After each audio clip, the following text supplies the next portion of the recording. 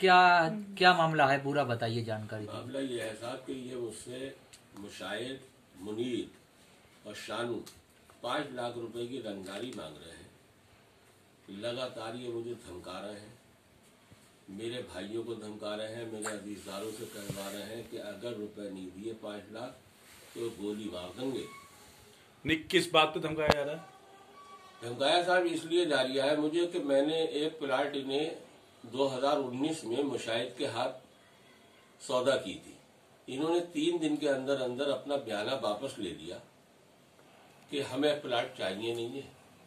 अब ये मुझसे कुछ वक्त से फिर रंगदारी के पैसे मांगने लगे।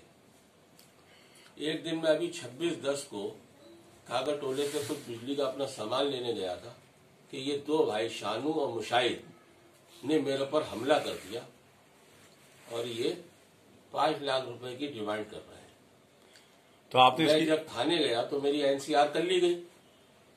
उसके बावजूद भी ये नहीं माने, ये तरह तरह की हरकतें मेरे साथ करते रहे।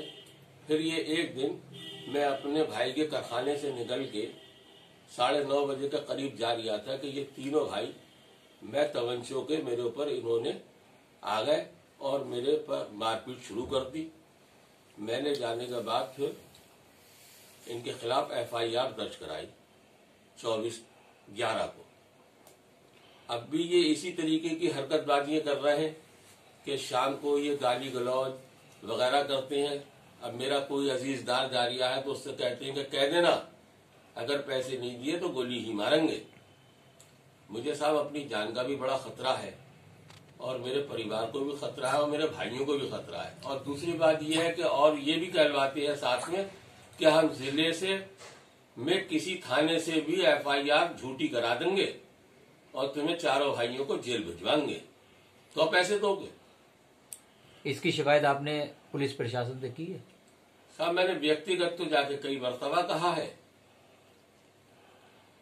अच्छा, तो आपकी ये है कि वो ये कह रहे हैं कि आपके केस की विवेचना चल रही है, पुलिस उसमें कार्रवाई कर रही है।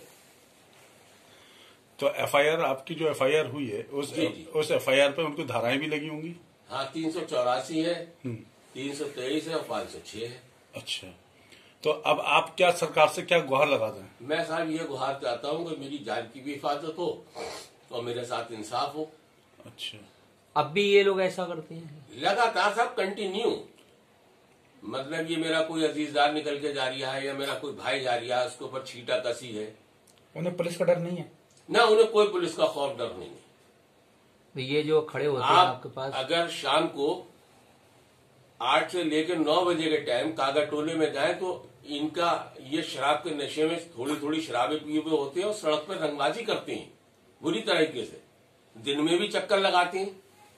कहते हैं हमारे ऊपर ऐसी एफआईआरों का कोई फर्क नहीं पड़ता है, ना असर पड़ता है। आपकी चौकी कौन सी लगती है? हमारी चौकी कागा टोला है साहब। थाना बारादरी है। थाने गए थे आप? हाँ, मैं थाने भी गया था साहब। जब एफआईआर कराने गया तो थाने भी गया था। अच्छा, इस पर अब आपको क्या लगता है कि आप इस डर से, खौफ से अपने घर में जो बैठे हुए, तो क्या ये आप निकल ही घबराए हैं, घर ही में बैठ रहे हैं, क्या करें डर की वजह से? जी हाँ, भाई 2 बच्चियों का साथ है, एक बेटा है। तो अब आप प्रशासन से क्या चाहते हैं कि किसी तरह से? मैं साहब ये चाहता हूँ कि इनके ऊपर कानूनी कार्रवाई करके इन्हें जेल भेजा जाए। ठीक है। एफआईआर कब हुई थी आपकी? मेरी हिसाब ये 24 नवंबर को हुई थी। उसके बाद पुलिस आई यहाँ पे कोई जांच करने? हाँ, पुलिस ने आके जांच भी की थी मौके की। पुलिस ने दबिशें भी मारी इनकी। तो नहीं मिलता कोई? अब ये तो साहब मैं मौके पे नहीं बता पाऊंगा कि वहाँ कोई मिला है या नहीं मिला है।